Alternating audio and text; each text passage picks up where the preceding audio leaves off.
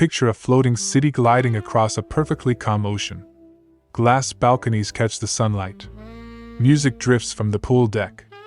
Thousands of passengers sip coffee while the horizon stretches endlessly in every direction.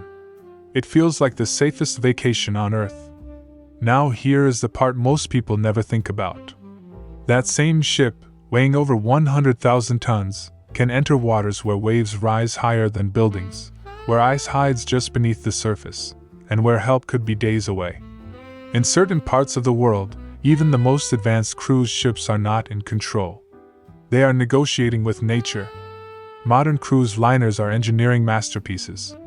They have stabilizers, satellite navigation, advanced weather tracking, and reinforced hulls. And yet, every year, ships still reroute, delay, or brace for impact with forces that cannot be fully predicted.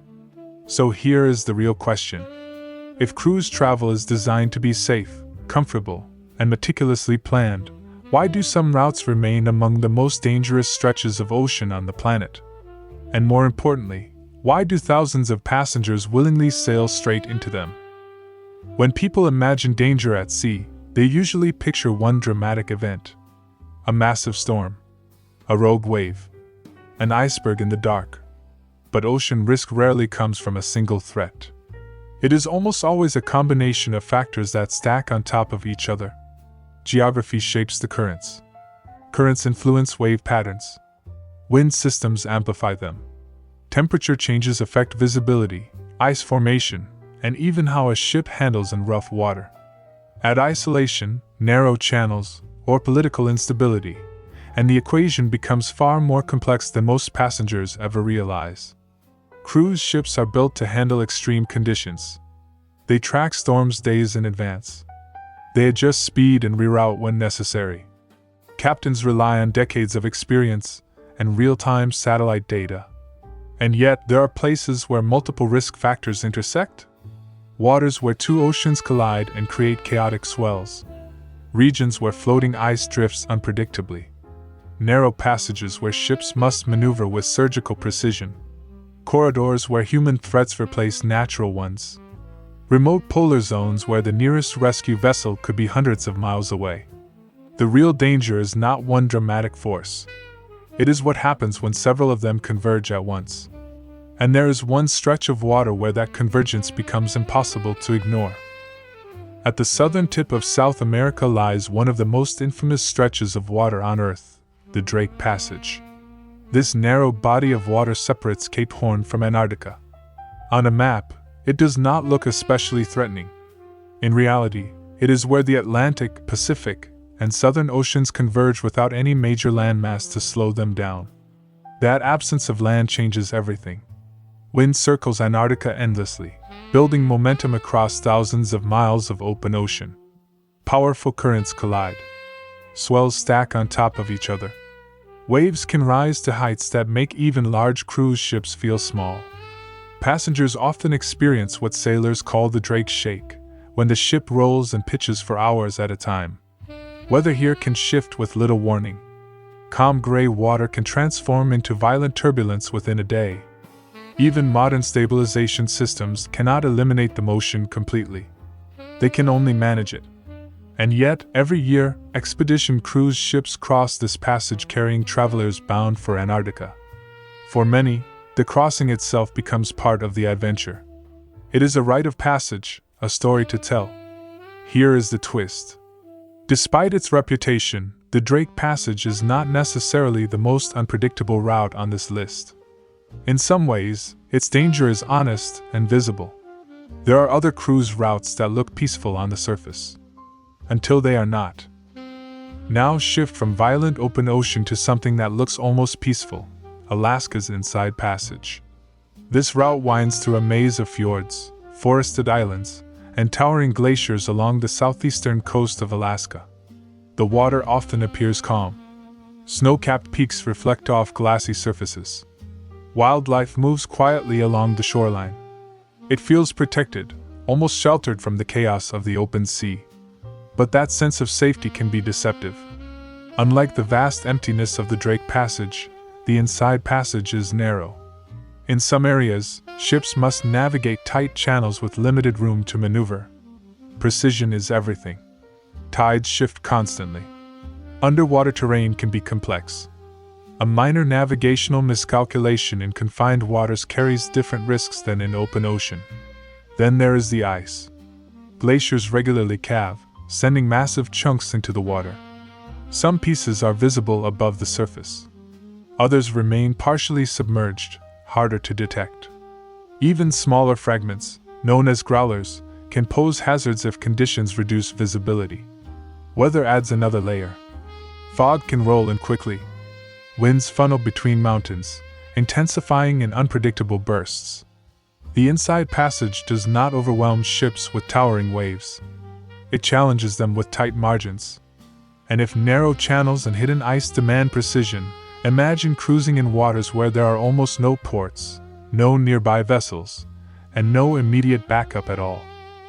Long before cruise ships became floating resorts, the North Atlantic Ocean earned a reputation that still lingers today.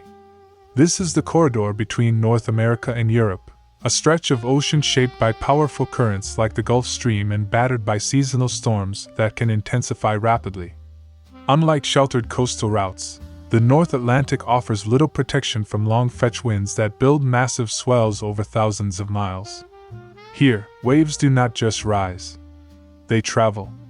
Deep ocean swells can move with enormous energy, lifting even modern cruise ships into slow, rolling motions that feel relentless. Then there are rogue waves, rare but documented walls of water that form when wave systems align unexpectedly.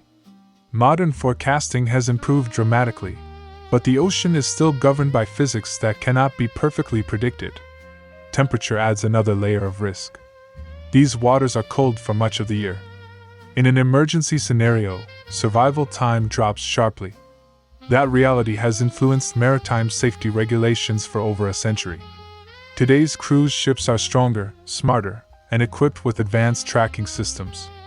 Routes are carefully planned around weather windows. Still, the North Atlantic remains a reminder that some dangers are not dramatic or sudden. They are vast, cold, and deeply embedded in the character of the ocean itself. And not all threats at sea come from nature alone. So far, every danger we have explored has come from nature. Wind, ice, waves, cold. But there are parts of the world where the uncertainty is human. Near the Horn of Africa lies the Gulf of Aden, a strategic corridor connecting the Arabian Sea to the Red Sea. It is one of the busiest shipping lanes on the planet, funneling vessels toward the Suez Canal and global trade routes beyond. In the late 2000s and early 2010s, this region became known for piracy incidents targeting commercial ships. Cruise vessels were rarely the primary targets, but the threat was serious enough to reshape how ships transited the area. Security protocols changed. Ships increased speed through high-risk zones. Some employed on-board security personnel. Routes were adjusted. Coordination with international naval forces became routine. For passengers, much of this happened quietly in the background. The pool decks remained open. The entertainment continued. Yet beneath the surface, risk calculations were very different from those in Alaska or the North Atlantic. The ocean was not the unpredictable force. People were. And while piracy has declined significantly in recent years, the episode revealed something important.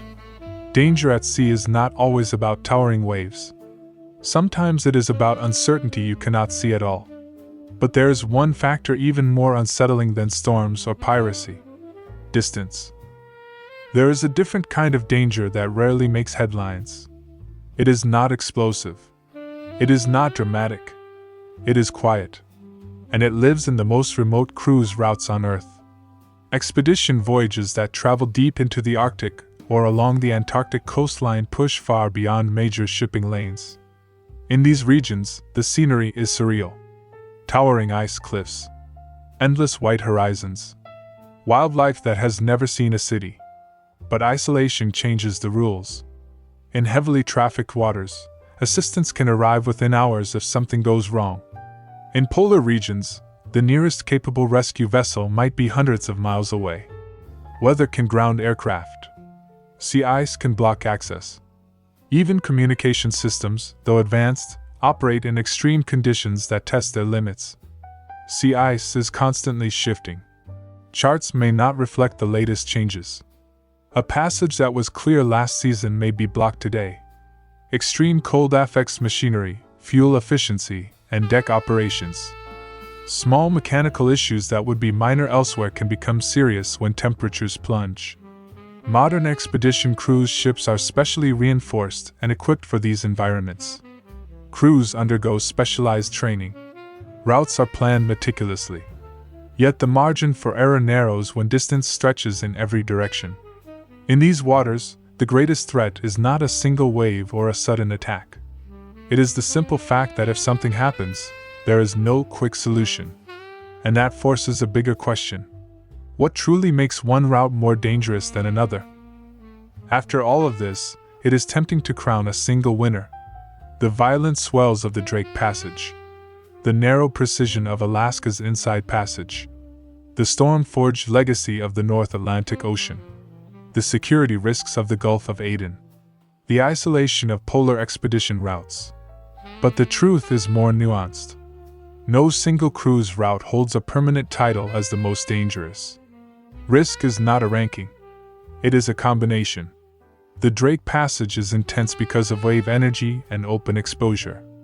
The Inside Passage demands precision because of its tight geography. The North Atlantic tests ships with deep cold and long-range storm systems.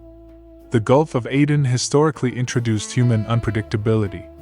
Remote polar routes amplify every issue through isolation.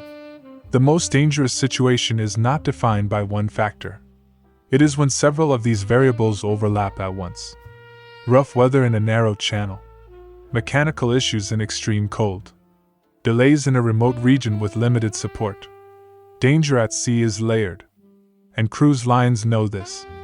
That is why planning is relentless, forecasting is constant, and contingency protocols are built into every itinerary, which leads to the final realization. At the beginning of this journey, we pictured a floating city gliding across calm water. Sunlight on glass balconies. Music drifting across the deck. A vacation that feels effortless. And in many ways it is. Modern cruise ships represent some of the most advanced engineering on the planet. Every route is studied. Every weather pattern monitored. Every risk calculated long before passengers step on board. But beneath that luxury lies something much older and far more powerful. The ocean does not adapt to us. We adapt to it. Whether it is the towering swells of the Drake Passage, the narrow precision of Alaska's Inside Passage, the storm systems of the North Atlantic, the security concerns of the Gulf of Aden, or the isolation of polar waters, one truth remains constant. Cruise ships do not conquer these routes. They carefully negotiate with them. And perhaps that is what makes these journeys so fascinating. You are not just sailing to a destination. You are traveling through environments that demand respect. So here is the question. Would you cross one of these routes yourself? And if you had to choose, which one would test your courage the most? Because the next time you see a cruise ship on the horizon, you might see more than luxury. You might see the quiet tension between human innovation and the most powerful force on Earth. If this video was worth your time, a like is the best way to support our channel. And if you'd like to be here for what comes next, subscribe and stay with us. There is always more ahead. As always, stay curious, and I'll see you at sea.